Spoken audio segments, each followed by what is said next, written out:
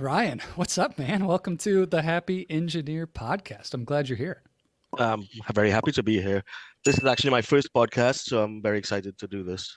Well, you couldn't have picked a better place to break into the podcasting world. And what I know about you and your story, it's going to be a tremendous start. Maybe a bar that's too high for any other podcast to get over, Ryan. So you peaked early. You peaked early. But what I'd love to get from you first, knowing your background in the energy sector, working in oil and gas, and having tremendous experience as an engineering leader there and a project manager in that space, would you be willing to take us out onto the rig, out onto a platform?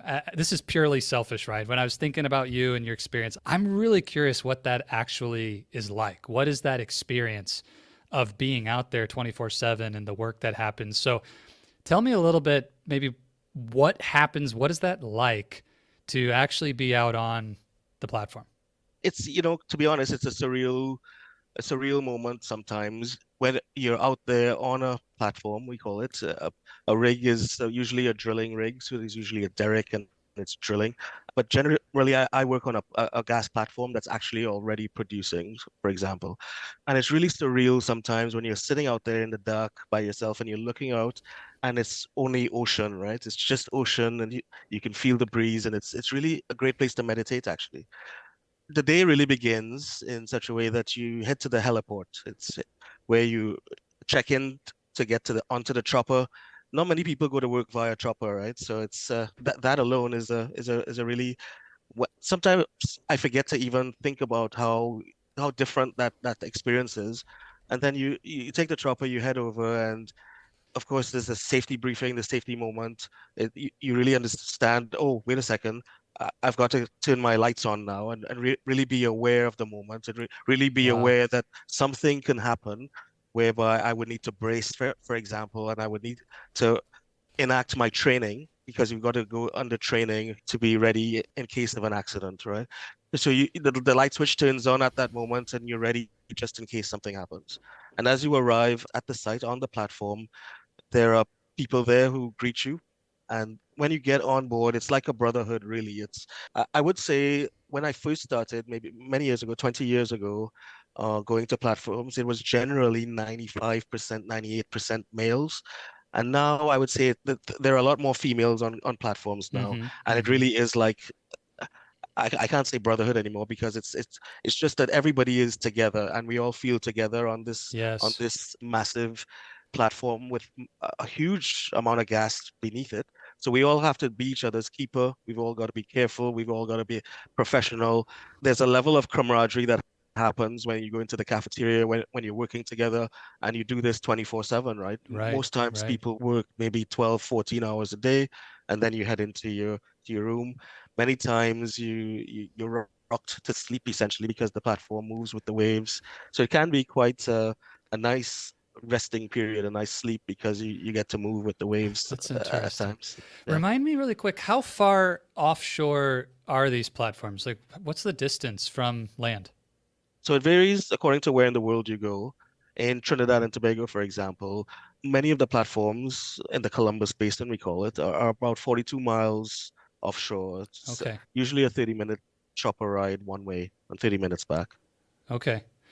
Wow. So truly out in the middle of nothing but blue, and you're describing the sereneness of it. I've never really considered the meditative nature of being on a platform. That's really interesting. My impression is this is a high stakes, high stress environment. Is that the case? Like during the day when we're actually doing the work, is that what it feels like? Or is it actually maybe because of how disciplined the procedures are and the safety in place that it doesn't actually feel that way? What's that like? Well, it can vary, right? So during normal operations, yes, it's steady operations. Everybody knows their jobs. There are strict permit to work regulations. Everybody knows that you've got to go to the offshore manager, get your work signed, really very much aware of work tomorrow, the work the next day after that, and what you're going to do today. And you got to keep present and in the moment. And really safety is at its peak. Everybody is really attuned to the safety needs and again keeping being each other's keeper. Mm-hmm. Now on drilling rigs, when time is more of the essence, for example, we've got drilling ongoing, then it can be a little bit more high stakes because some of these drilling rigs can cost upwards of $1 million a day, right? And Wow. some of the accessories, meaning the standby vessel, the groceries that come every day, the logistics vessels, each of these things come at a cost. There's very little room for error because if you've missed placing the right equipment on board a vessel run, for example, that needs to be out on Friday, at the rig on Friday, and you've missed it, that's 3 days additional because Oh, somebody wow. has made a Yeah. mistake. And Yes. each of those days is $1 million, right? Whew. So now you're talking about high stakes. So No doubt. I can during say that time, it can confidently, be. Ryan, I never made a $3 million mistake in my whirlpool. Well, actually, that I'm not going to say that. Maybe I did. I'm not. I'm not sure, but not many. Not many that I can remember. So, well, okay. Before I walk away from this, is there a like a pinnacle moment, something that for you, of all the days or weeks or months that you've spent doing that work in your career, is there anything that really stands out as something that you just celebrate as like this was an amazing moment or achievement in that work? Most of the achievements, most of the things that we get done, every day is really an achievement. But I would say one thing that really, really resonates with me and still today is after working maybe 3 years on the design of a compressor and bringing people from all over the world together in terms of its design from Italy and US and China and bringing all of these folks together. And I did that from the office and you travel to just to make sure all of the equipment is right, etc. I think one pinnacle moment for me was when the compressor, the engine of the compressor was actually being brought on from the vessel and being installed on site. And for some reason, because that at the time the compressor was really the jewel of this massive platform that we had built, and this compressor was going to run essentially the engine, the jewel of the entire design. And when that was being installed, I remember having such a feeling of real accomplishment because of all the many people that were involved in making that particular moment happen. Wow.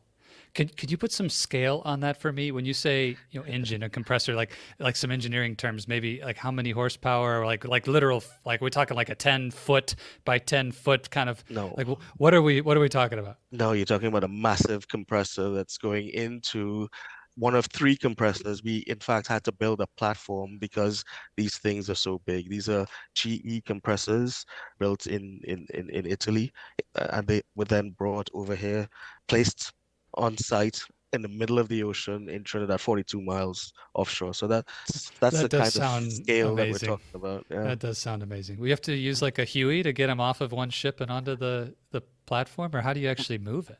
We've got cranes, so we've got Use cranes cranes. offshore Okay. that are able to take them.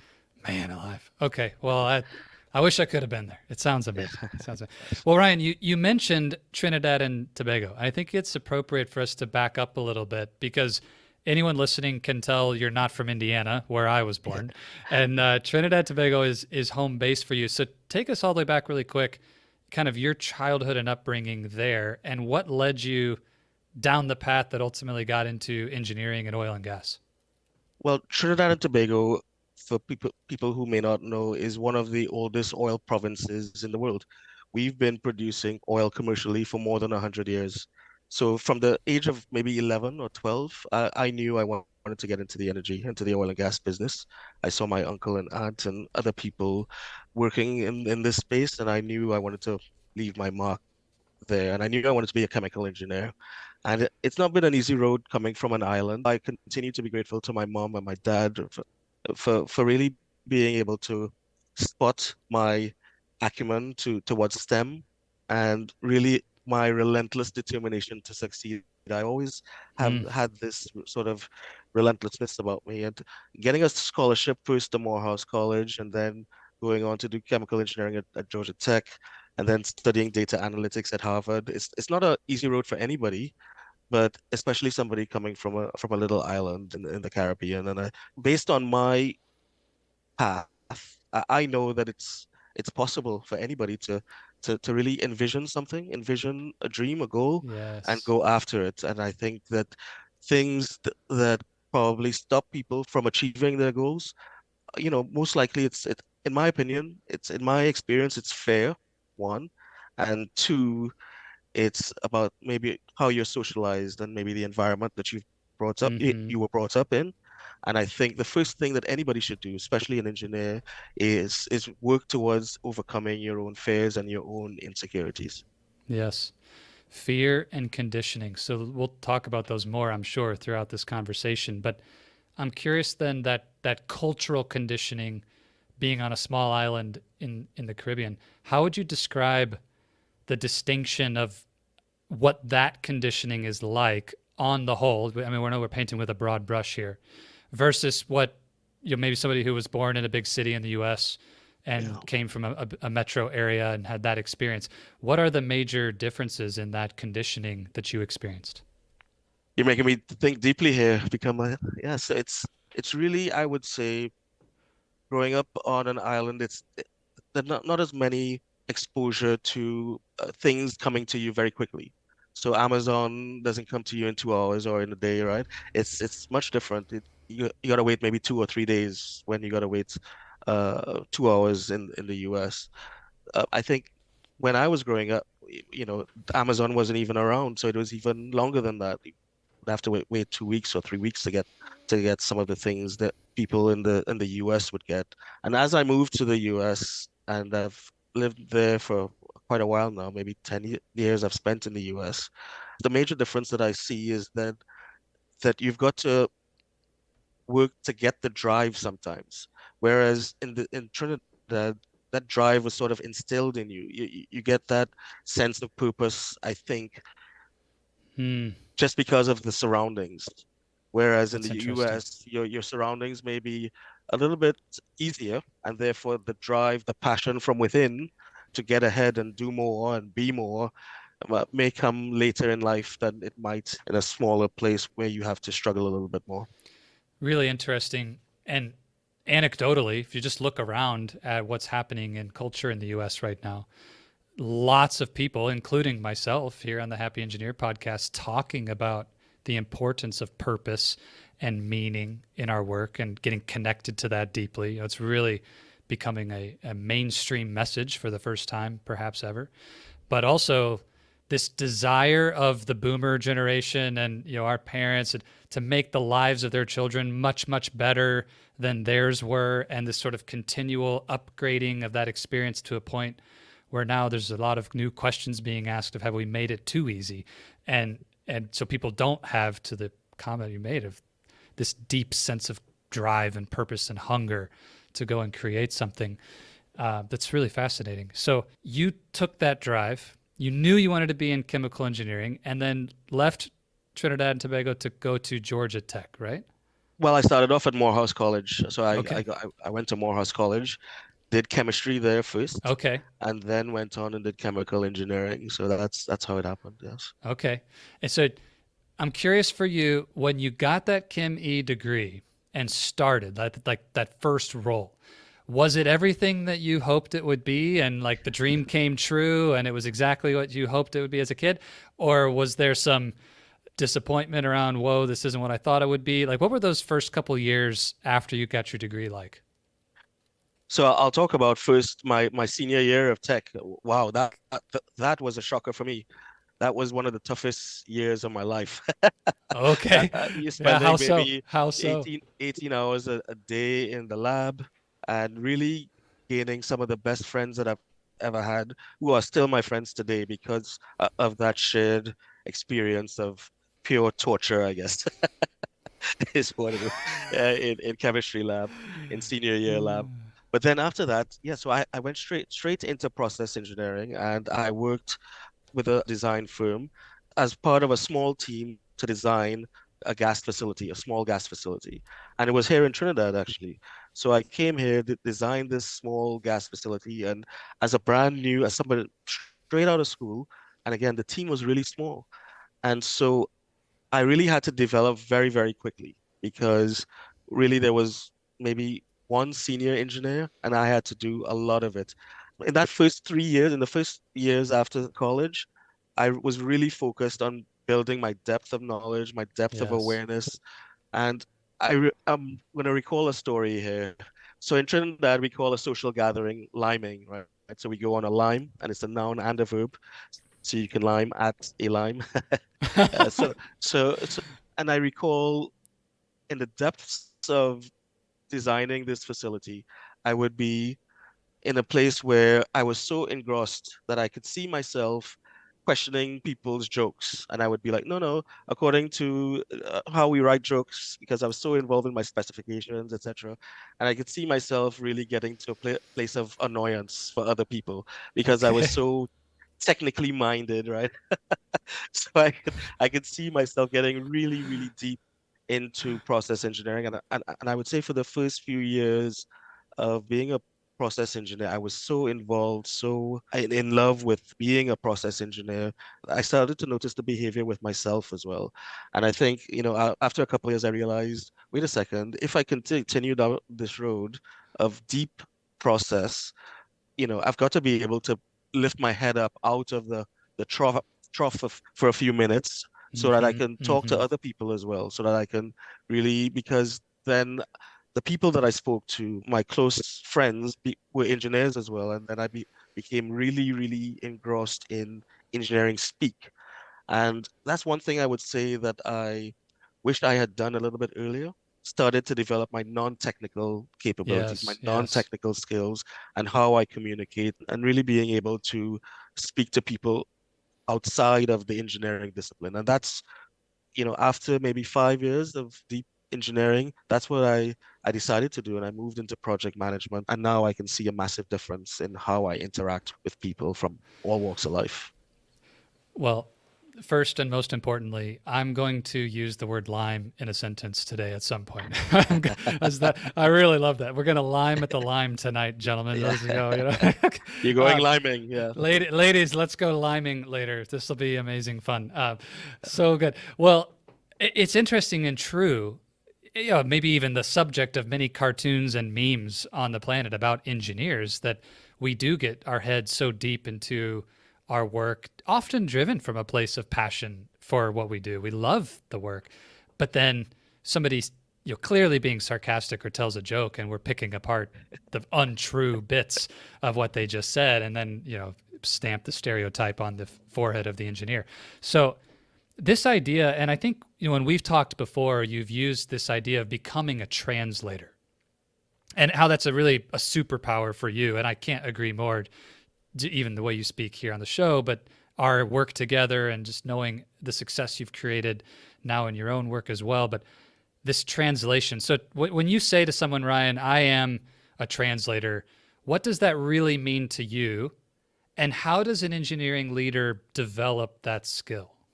I think it's independent. You got to be able to figure it out on your own because it's so unique to each individual. But what I can offer is that I've actually come a long way from picking apart jokes and pointing out the inaccuracies of jokes, and I've Yes, you I've have. been able to utilize that process engineering background, the ability to connect dots, and really shift into project management. And what I have really worked on is understanding how to work even across disciplines, this engineering disciplines, to understand, chemical engineers versus pipeline engineers versus mechanical engineers, who all think they're the best, right? So I'm able to speak with them, really understand where they're coming from, what the risks are, have the conversation with them, and then I'm able to really pick out what their concerns are. And from a project management perspective, I'm able to address their concerns individually. And it's tough work because you got to go to them individually to really understand what they're trying to say. And then I'm able to take that information and then take it across to procurement folks, salespeople, construction managers, technicians who all speak their own different languages. And most important, I think it's the executive level. How do you package message in a really tight way that allows them to understand the options available, the risks associated with the options, and then how do you frame a decision in a way that executives can really very quickly make a decision? Hmm. This skill set is, in my opinion, Ryan, and I want to hear your thoughts, one of the differentiators of what makes someone exceptional in the type of work you're talking about, and then able to break through to, director, VP, CTO level roles in their career if that's what they want to do, versus folks who really never quite break it out of the middle management levels because they're still always lost in the details or unable to bring that simplicity for someone above them to understand and quickly make decisions. I'm curious for you, is there a trait or something about the individual that you think predicts or helps somebody to get there if someone struggles with this? Or do you say anybody could do it if you're just willing to do the work and practice and get the reps and train? Like, what's your thought about this? Is this something anyone can do, or is there something about the individuals who really, really thrive on this that makes them unique? Anyone can do it. However, you've got to be able to let go of the ego, let go of the self, because you got to have empathy with the individual that you're listening to. You got to be able to put yourself in his or her shoes, but at the same time, you have to have that level of engineering background or maybe logical background to be able to connect dots quickly.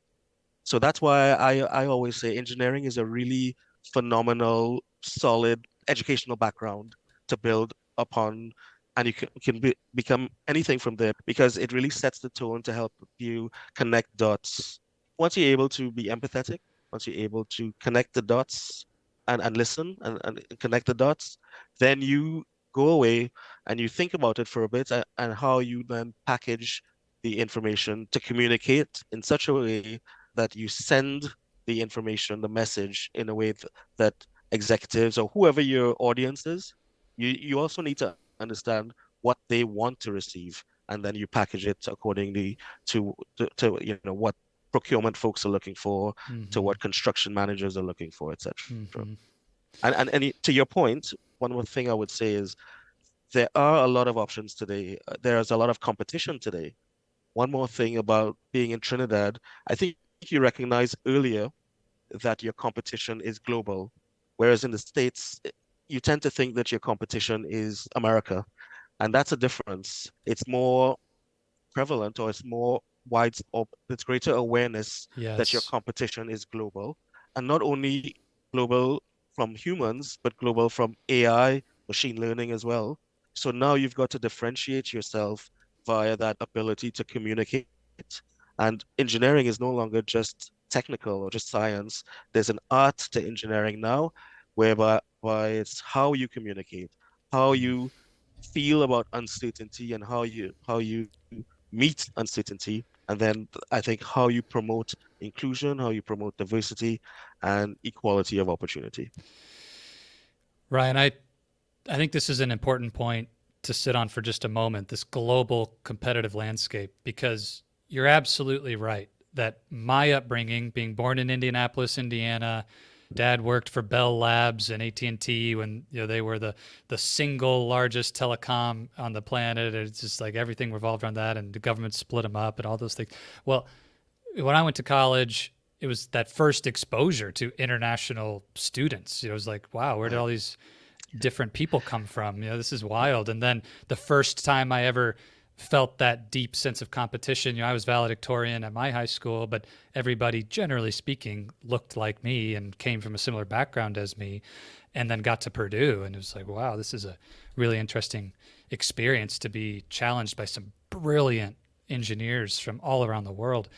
And now today, I think about the work I do with Oasis of Courage. A lot of people wonder, like, why do you have so many software developers and architects and people who are in technology who come to you for coaching when you're a mechanical engineer by background? First of all, my background has very little to do with the coaching. But second of all, I think that's the area of engineering that feels that global pressure the most, Right. Yes. because they are literally sitting at a desk working from home, and it can happen from anywhere around the planet. So people are applying for their jobs from every country around the world. Whereas, if you're a manufacturing engineer in the factory, somebody has to be willing to come to Tulsa, Oklahoma to compete with you for that job, and they don't feel it quite as much. And so just that awareness to make that a point, I think that's going to start to be felt in every corner of engineering, not just technology. But I'm curious your thoughts. If somebody says, "Yeah, that's interesting, Ryan, but it doesn't apply to me," what would your thought be for them? Let's say you're in a plant in Alabama, for example, a car plant, and you're working as an industrial engineer or mechanical engineer. With the advent of machine learning and AI, for example, instead of five engineers, it's probably going to be two. And the two engineers that are going to be selected are the ones who communicate better, the ones who are able to speak to multiple disciplines, the ones who are able to not only be right or wrong, be black and white in their thinking and say, my work speaks for me, for example. It's a little bit about the politics as well. You've got to be able to get people to like you, get people to want to work with you, motivate others, I say, to want to work with you and want to be a part of Yes, your yes, tribe or your hive. And that is how you build your circle of influence, and that's how you leave a yes. legacy of greatness, I think. I agree. And at the end of the day, there won't be an engineer on the planet whose IQ can compete with AI. And Yeah. so, at some level, to just begin in recognizing your emotional intelligence, your social intelligence, the holistic nature of your intelligence is what will create opportunities a decade from now, in a whole new way, even than we're already feeling. And I think it's already here. So let's come back then to a word from a moment ago. Well, it's been a few moments related to this: fear, and how Yeah, fear yes. blocks us. Oh And boy. maybe we could address it in this specific thread, but maybe even more generally, Ryan, you mentioned how the two things that hold us back are fear and conditioning, among others, but these big buckets. So fear, how have you personally encountered fear and overcome it? And what have you learned about fear, the role it plays, how it shows up, how you get past it? What's that look like in your story? I would say fear comes in quite often just because of society, just because of what you see, of what you hear. I think even our politics is rooted in fear, right? So fear is everywhere. It's important for everyone, anyone, especially engineers, I think, to really focus on being able to recognize the fear and then letting it pass through you, but move on. Be clear on what it is that you want to do. And that's why I think meditation and taking 15 minutes a day to envision what you want. And it comes to you, actually. It comes to you in quiet moments. But as it comes to you, you then recognize what it is you want in life. And just as you can design and build a bridge or a gas platform, for example, you can design and build your life. And once you recognize what it is that you want out of life, you run after it, and you Mm, run after it as though there are zombies behind you. And the fear, once it comes in, so in 2009, for example, I was told that I had 6 months to live, right? And that, I think, was a changing point for me. After that, and then I had to go through a process of solving that issue. And after that, I recognized that, wait a second, I can be fearful and I can go through tough times, but you know what you want. And if it's the will to live, or if it's the will to be a VP, or if it's the will to be the best technical engineer you can be, it comes to you. And once it's in here, in your soul, it comes into you. You just go after it and face the fear head on. mm. Ryan, I can't just gloss over the fact that you said in 2009 you only had 6 months to live, but I also know we may need a whole nother episode to dig into the rest of your story and the wisdom we can pull from it. But really quick, what was that situation? Maybe tell us bottom line, like how did that change the trajectory of your life? So, I before that, I was all about I'm right, you're wrong, and I can prove that you're wrong. And I was very much into that sort of mode of, if you want to get something done right, you got to do it yourself. I was very much into that. Again, going to school, good schools, Mm-hmm. it sort of makes you a bit more individualistic, makes you think that you're very bright, you can get it done. It's all about you, I think. And then that experience really helped me to see that there's more to it than being right or wrong. Mm, It's more about how do I work with others and through others and engage others and leave a legacy. And Wow. so what switched for me is instead of thinking about how I'm right versus you're wrong, it's how can I leave this legacy that when people think about Ryan Roper, they think about somebody who cared about people, who cared about the planet and getting us through the transition to net zero projects and project developments. And then that person, Ryan Roper, having left a legacy of greatness in people and project development. Mm, I love that. Thank you for sharing that. We'll have to do a round two at some point and maybe hear the whole story, but what a powerful shift. And I'm definitely someone who's gone through a similar transformation of being very much about me, my career, the things I wanted coming out of college. I'm sure you could ask my old bosses at Whirlpool. They'd probably tell you stories when I was a young whippersnapper engineer, hungry for my own success versus now the hunger for legacy. So, and really quick before we unpack that, because I want to understand and share with everyone where you are creating that legacy now. But I just wanted to mention you talked about fear and you made the point that it begins with recognizing the fear in your life. And we won't dig into this today. We'll save it for round two. But I just wanted to add to that. Don't assume that you will recognize fear and its influence in your life. And you know this from being a part of our cohort. You'll hear it with lifestyle engineering and the coaching work that we do and all these amazing leaders who are part of the Blueprint program. But so often fear is pulling the strings in your life masked as something else. I'm overwhelmed, I'm stressed, I'm anxious, I'm busy, I'm out of control, I'm uncertain. You know, we have a lot of fancy words, what I call successful people words for I'm afraid.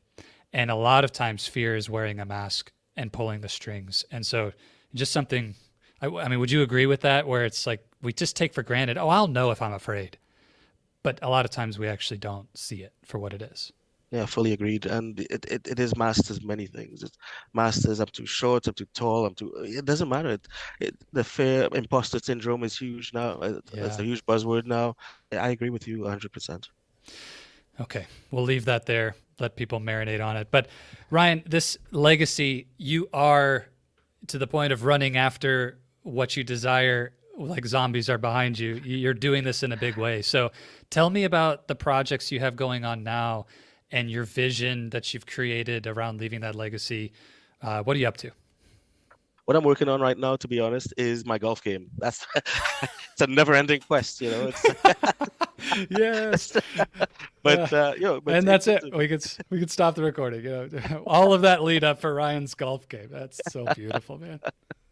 but today I am fortunate enough to be living my dream, I think. I'm working on ventures with and partnerships in the energy space, developing feasibility studies for low carbon and alternative energy projects. I'm really adamant that we can no longer maintain singular perspectives if we want to transition towards the net zero landscape and being able to provide for all of our energy needs. And we want to provide secure, safe, sustainable energy to everybody. And we've got to work together to ideate, design, build, operate facilities that help us meet the world's energy needs. And I work at that at a project development level, at a larger level. But I think individuals and families can also work at that in terms of getting to net zero, thinking about their environmental impact, their carbon footprints, etc. And I also recognize that the energy transition is not going to happen overnight.